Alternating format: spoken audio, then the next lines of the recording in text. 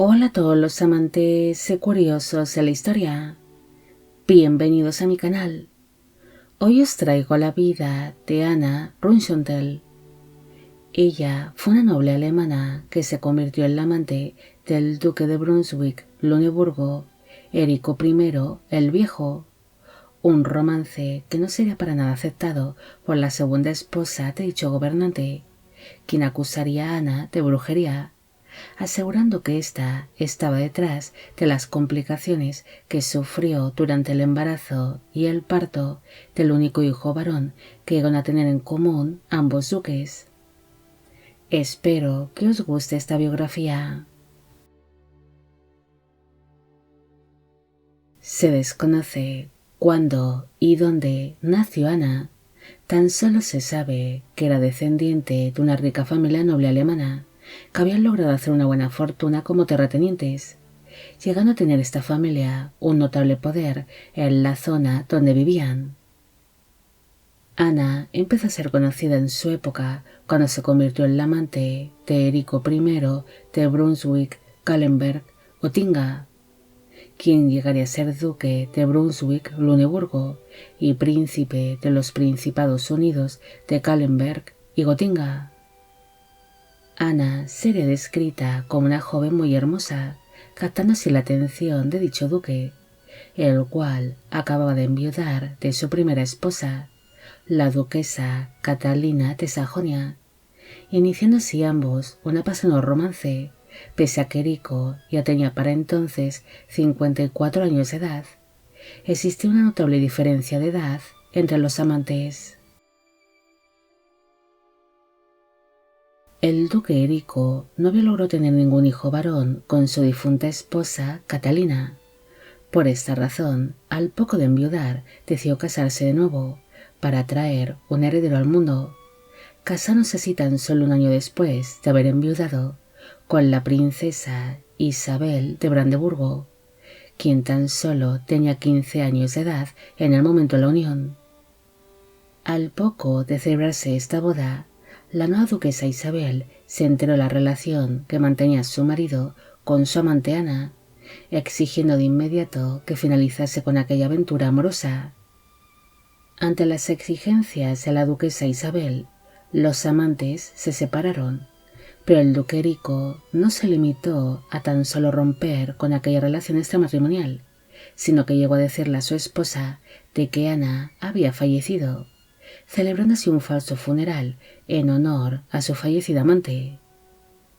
Tras romperse esta relación amorosa, Ana tuvo que llevar una vida apartada, ya que supuestamente había fallecido. Mientras tanto, los duques harían libremente su vida, logrando traer así al mundo a los primeros hijos del matrimonio, la princesa Isabel y el príncipe Erico, convirtiéndose este último en el sucesor de su padre, como Erico II. Pero el embarazo y el parto del ansiado heredero varón fue demasiado complicado, llegándose a temer tanto por la vida de la madre como por la del niño. La llegada al mundo de un ansiado heredero varón sería algo muy celebrado por los duques y su corte, pero aquella alegría duró unos pocos meses, debido a que la duquesa Isabel se enteró de que la fallecida amante de su marido estaba viva y que su esposo había vuelto a mantener relaciones con ella mientras la duquesa se encontraba encinta, quedándose así Ana embarazada del duque, siendo aquella noticia demasiado dolorosa y humillante para la duquesa, la cual aún seguía recuperándose de aquel embarazo y parto tan complicado. Nada más enterarse de esto, la duquesa Isabel acusó públicamente a Ana de brujería, asegurando que ésta la había embrujado para que no alumbrase ningún hijo varón. Por esta razón, el embarazo y el parto de su hijo Erico habían sido tan complicados.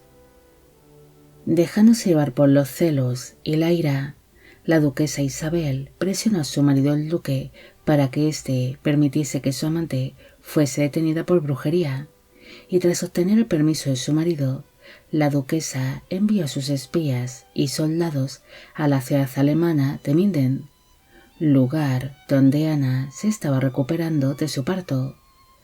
Pero gracias a sus sirvientes y una serie de enviados por parte de su amante el duque, la dama logró escapar de los hombres de la duquesa. Las personas que habían ayudado a escapar a Ana acabaron siendo detenidas y juzgadas. Incluso algunas de las sirvientas que fueron cómplices de su fuga acabaron siendo acusadas también de brujería, siendo finalmente quemadas vivas en la hoguera.